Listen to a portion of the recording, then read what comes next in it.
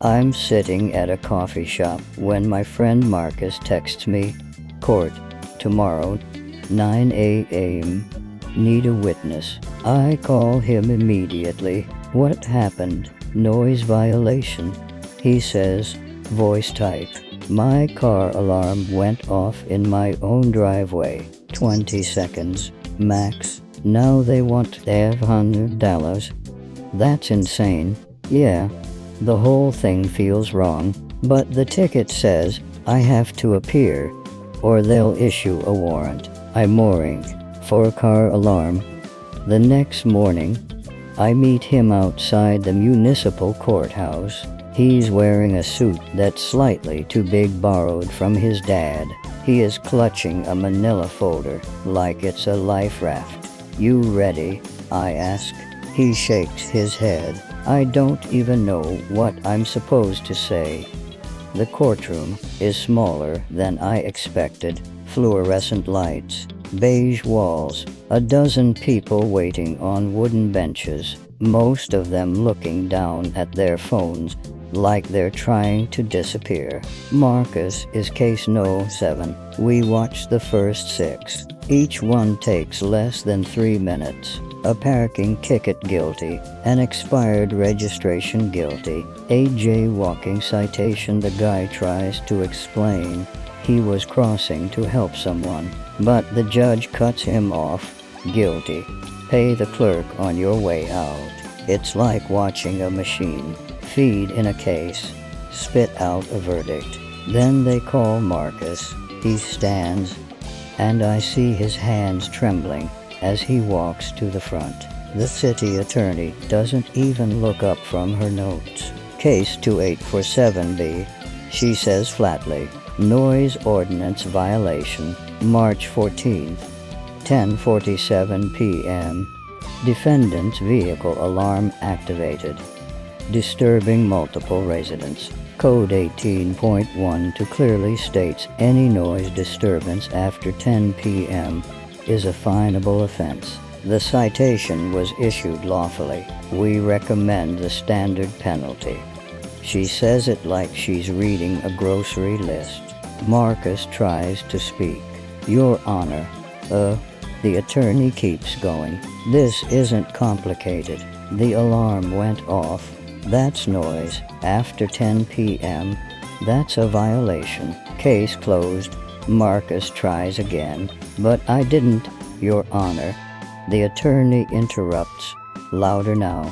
"The defendant had control of his vehicle. Therefore, he had control of the noise. The law is clear." I can see Marcus deflating. He looks at the judge, then back at his folder. He's about to give up. The judge, an older woman with silver hair pulled back tight, hasn't said a word yet. She's been watching, listening. Then she leans forward. "Counselor," she says quietly, "show me the exact statute you're relying on." The attorney blinks. For the first time, she looks uncertain. "Your Honor, it's right here." She flips through her binder. Pages rustle. She finds it, clears her throat, and reads, "No person shall create or allow to be created unreasonable noise." She stops. The judge waits. The attorney continues, slower now. "Unreasonable, sustained noise within the operator's control." Silence. The judge tilts her head slightly. "Sustained, meaning ongoing." "Well, yes, but, and how long did the alarm sound?" The attorney glances at her notes. "Approximately 20 seconds. 20 seconds. The judge repeats. She looks at Marcus. "Did you intentionally activate this alarm?" Marcus straightens up. "No, Your Honor. Someone bumped my car. The sensor went off. I ran outside and turned it off immediately." The attorney jumps in. "But he could have prevented it." "He could have." "Could have what?" The judge asks. "Predicted someone would bump his car? Disable the legally required security feature?" The attorney's mouth opens. but nothing comes out. The judge picks up the citation, reads it, sets it down. Counselor, the statute requires the noise to be unreasonable, sustained, and within the operator's control. A 20-second car alarm, triggered accidentally and shut off immediately, does not meet that threshold. She looks at Marcus. Case dismissed. Marcus exhales so hard I hear it from the back of the room. He thanks the judge, gathers his folder, and walks toward the exit. I'm already smiling. He beat it. He actually beat it. But then, as we're passing the attorney's table, she mutters just loud enough for us to hear, "Next time, fix your car." Marcus stops. For a second, I think he's going to ignore it, walk away, let it go, but he doesn't. He turns back, calm as anything, and says, "Next time, read the law." The attorney's face goes red, and that's when I notice something.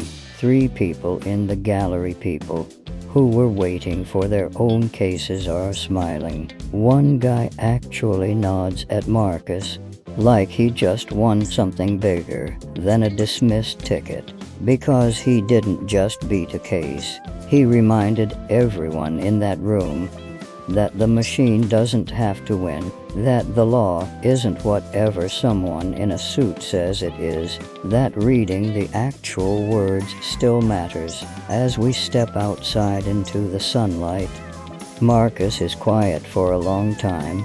Then he says, "I almost didn't come." "What?" "I almost just paid the fine." I thought, who am I to argue with a lawyer, with the city? I almost let them win because I didn't think I had a chance. He looks at me, and I can see something shifted in him, but the law was on my side the whole time. I just had to make someone actually look at it. 2 weeks later, Marcus texts me a photo. It's a letter from the city, an apology for the administrative error, and a notice that the citation has been formally expunged.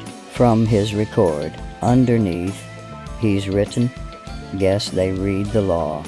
Would you fight a ticket in court? Yes or no comment, and follow for more stories where the underdog actually wins."